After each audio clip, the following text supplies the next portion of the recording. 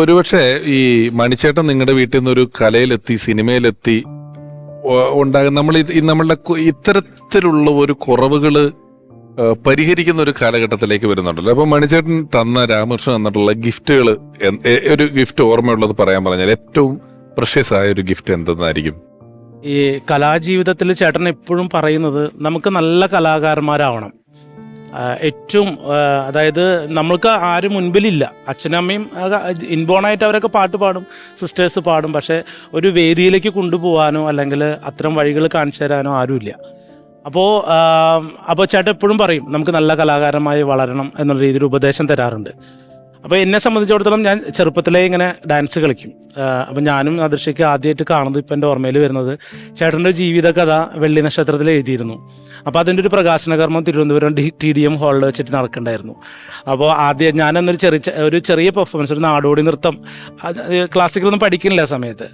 അപ്പോൾ ഇക്ക അന്ന് റൂമിലേക്ക് വരികയും അപ്പോൾ ഇക്ക വന്ന സമയത്ത് ഞാൻ ജസ്റ്റ് ഒന്ന് ഉറങ്ങി. എന്നിട്ട് ചേട്ടൻ തട്ടി വിളിച്ചിട്ട് എങ്ങനെ ഇക്കാര്യം ഇതാണ് ആദർശ എന്ന് പറഞ്ഞ് പരിചയപ്പെട്ട ഒരു കാര്യം പെട്ടെന്ന് ഇങ്ങനെ ഇവിടെ വന്നപ്പോൾ എന്നെ ഓർമ്മ വരികയാണ്. അപ്പോൾ ചേട്ടൻ എനിക്ക് മത്സരിക്കണം ആദ്യമായിട്ട്. കാരണം അത്രയും നാൾ നമ്മൾ നൃത്തം പഠിച്ചിട്ട് ഒരു വേദിയില്ല. എല്ലാ കലാമത്സരങ്ങളും നമ്മൾ കാണാൻ വേണ്ടി പോയിരിക്കും. അപ്പോൾ ചേട്ടനൊക്കെ വലുതായി സാമ്പത്തികമൊക്കെ ആയിട്ട് സെറ്റപ്പായി കഴിഞ്ഞപ്പം എനിക്ക് അന്ന് കളിക്കണം. ഒരു MG യൂണിവേഴ്സിറ്റി കലോത്സവത്തിൽ, ഇപ്പം നമ്മുടെ തൃപ്പൂണിത്തുറ RLV കോളേജിലാണ് ഞാൻ പഠിച്ചുകൊണ്ടിരുന്നത്. അപ്പോൾ ആ സമയം അത് കോളേജ് യൂണിവേഴ്സിറ്റിക്ക് അഫിലിയേഷൻ കിട്ടിയ ആദ്യ വർഷം. അപ്പോൾ അങ്ങനെ കലോത്സവത്തിൽ പങ്കെടുക്കാനുള്ള ഒരു ചാൻസ് കിട്ടി കഴിഞ്ഞപ്പം ഒരുപാട് ഐറ്റംസുകളുണ്ട്. നൃത്തം, പിന്നെ ഓട്ടംതുള്ളൽ, ഫാൻസി ഡ്രസ്സൊക്കെ ഉണ്ടായിരുന്നു. അപ്പോൾ എൻ്റെ വിചാരം ചേട്ടൻ സിനിമാ നടനായി, അപ്പോൾ എനിക്ക് എല്ലാ കാര്യത്തിലും ഇനി ചേട്ടൻ്റെ പിന്തുണ ഉണ്ടാവും എന്ന് വിചാരിച്ചു. അപ്പോൾ ഞാൻ ചേട്ടനോട് ചെന്ന് പറഞ്ഞു എനിക്കിങ്ങനെ മത്സരിക്കാൻ പോകണം. അപ്പോൾ അതിന് സാമ്പത്തികം ആവശ്യമുണ്ടല്ലോ, നൃത്ത മത്സരമായതുകൊണ്ട്. അപ്പോൾ ചേട്ടൻ തരും എന്നുള്ള ഇതിൽ ചേട്ടനോട് വലിയ കാര്യത്തിൽ പോയി ചോദിച്ചു. അപ്പോൾ ചേട്ടൻ പറഞ്ഞു നമുക്കൊന്നും മത്സരം ചേർന്നല്ല, അതിൻ്റെ കലാമത്സരങ്ങൾക്ക് പോകണ്ട, കലയെ ജീവിത സബരിയാക്കി കൊണ്ടുപോകണം, അതുകൊണ്ട് മത്സരിക്കാൻ പോകണ്ടെന്ന് പറഞ്ഞു. പക്ഷെ എൻ്റെ കുഞ്ഞുകുട്ടിയിൽ ആ ത്വര എപ്പോഴും ഇങ്ങനെ ഉള്ളിൽ കിടന്നിട്ട് ചേട്ടൻ്റെ ഡ്രൈവർമാരോടും അല്ലെങ്കിൽ കൂടെ പോണ അവരോടൊക്കെ ഞാനിങ്ങനെ എപ്പോഴും ഫോൺ ചെയ്തുകൊണ്ടിരിക്കും. പൈസയുടെ കാര്യം പറയുന്നത്. അവൻ അവസാനം ചേട്ടൻ കുറച്ച് പൈസ തന്നു എനിക്ക്, ഇത്രയും കൊണ്ടുപോയാൽ മതി. പക്ഷെ നമുക്ക് ഇത് കൊണ്ടുപോയിട്ട് അവിടെ ഒന്നും നടക്കാൻ പോകുന്നില്ല. ഓരോ ദിവസം ഓർക്കസ്ട്ര വെച്ച് കളിക്കണം. വലിയ കോളേജുകളാണ്, സെൻറ്റ് തെരേസാസും മഹാരാജാസിൻ്റെ ഒക്കെ. ഈ പാവപ്പെട്ട കോളേജിലെ പിള്ളേർ മത്സരിക്കുമ്പോൾ അതിനൊപ്പം നിന്ന് മത്സരിച്ചാലേ പറ്റുള്ളൂ. അങ്ങനെ ഞാൻ അവിടെ ചെന്നു. പിന്നെ അവിടെ ചെന്നപ്പോൾ ഈ ഒരു സാമ്പത്തികം മതിയാവില്ല. അപ്പോൾ ചേട്ടൻ ആദ്യമായിട്ട് ഗൾഫിൽ പോയപ്പോൾ എനിക്കൊരു സച്ചിൻ്റെ കൈ ചെയിൻ എനിക്ക് കൊണ്ടുവന്നിട്ടുണ്ടായിരുന്നു. അപ്പോൾ ഞാൻ എന്ത് ചെയ്തു, അറിയാം വീട്ടിൽ ചെന്ന് പുലിവാലായിരിക്കും എന്നറിയാം, പക്ഷേ ഈ കൈ ചെയിൻ ഞാൻ അവിടെ കൊണ്ടുപോയി ഒരു കടയിൽ വിറ്റു ഞാൻ. കാരണം എനിക്ക് മത്സരത്തിൽ പങ്കെടുക്കാൻ വേണ്ടിയിട്ട്. അത് കഴിഞ്ഞ് അവിടെ ആ സമയം ആകാശത്തിൽ പറവുകൾ എന്ന് പറഞ്ഞ ഷൂട്ടിംഗ് നടക്കുന്നുണ്ട്, അവിടെ കോട്ടയത്താണ് നടക്കുന്നത്.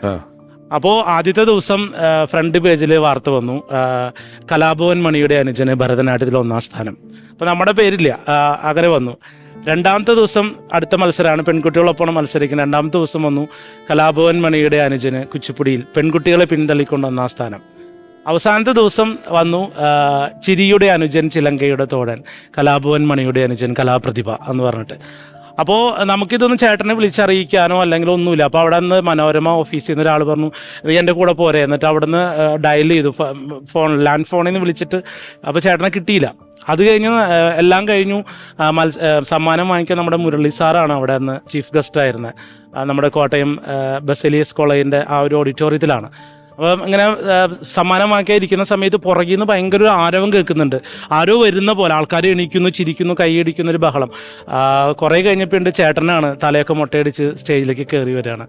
അപ്പോൾ പിന്നെ കലാപ്രതിഭയുടെ സമ്മാനം വാങ്ങിക്കാൻ വേണ്ടി സ്റ്റേജിലേക്ക് വിളിച്ചപ്പോൾ കോളേജിലെ മുഴുവൻ പിള്ളേരിങ്ങനെ രാമ രാജകുമാര, RLVയുടെ രാജകുമാര എന്നൊക്കെ പറഞ്ഞ് വിളിച്ചിരിക്കുമ്പോൾ സമ്മാനം വാങ്ങിക്കാൻ നിൽക്കുന്ന സമയത്ത് ചേട്ടൻ ഇങ്ങനെ കൈമ പിടിച്ച് വലിച്ചിട്ട് ഇങ്ങനെ ഒരുപാട് സമയം ഇങ്ങനെ മുറുക്കി കെട്ടിപ്പിടിച്ചു നിന്നിട്ട് പിന്നെ ചേട്ടൻ പ്രസംഗിക്കുന്ന സമയത്ത് പറഞ്ഞു, മുരളി സാറ് പറഞ്ഞു, ഞാൻ ഒരു അധികാരം കയ്യിലെടുക്കുകയാണ്, ഈ സമ്മാനം ഞാൻ ഇവന് കൊടുക്കട്ടെ എൻ്റെ കൈ കൊണ്ട് എന്ന് പറഞ്ഞു. അങ്ങനെ ചേട്ടൻ്റെ കയ്യിൽ നിന്നാണ് ആ സമ്മാനം എനിക്ക് തന്നത്. ചേട്ടൻ പറഞ്ഞത് ഞാനൊക്കെ, അതായത് മണിച്ചേട്ടൻ മത്സരിക്കാൻ പോണ സമയത്ത് ഒരു നാരങ്ങ വെള്ളം കുടിക്കാൻ പോലും 10 പൈസ കയ്യിലില്ല.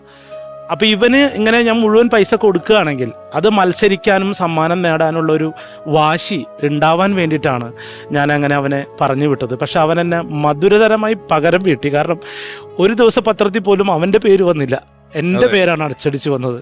അപ്പോൾ ഈ സമ്മാനം ഞാൻ എന്നേക്കാളും വലിയ കലാകാരനെ ഞാൻ സമർപ്പിക്കുന്നു എന്ന് പറഞ്ഞുകൊണ്ടാണ് അദ്ദേഹം എനിക്ക് ആ സമ്മാനം തന്നത്. അതാണ് എൻ്റെ ജീവിതത്തിൽ പിന്നോടുള്ള എല്ലാ നേട്ടങ്ങൾക്കുള്ള വാശിയായിട്ട് ആ ചേട്ടൻ അന്ന് അല്ലല്ല, കെട്ടിപ്പിടിച്ച പക്ഷെ പറയുന്ന ഈ ഒരു മുഹൂർത്തങ്ങൾ എന്ന് പറയുന്നത് നമുക്ക് അതിന്റെ ഒരു ഡെപ്ത് ആലോചിക്കാവുന്നതേ ഉള്ളൂ.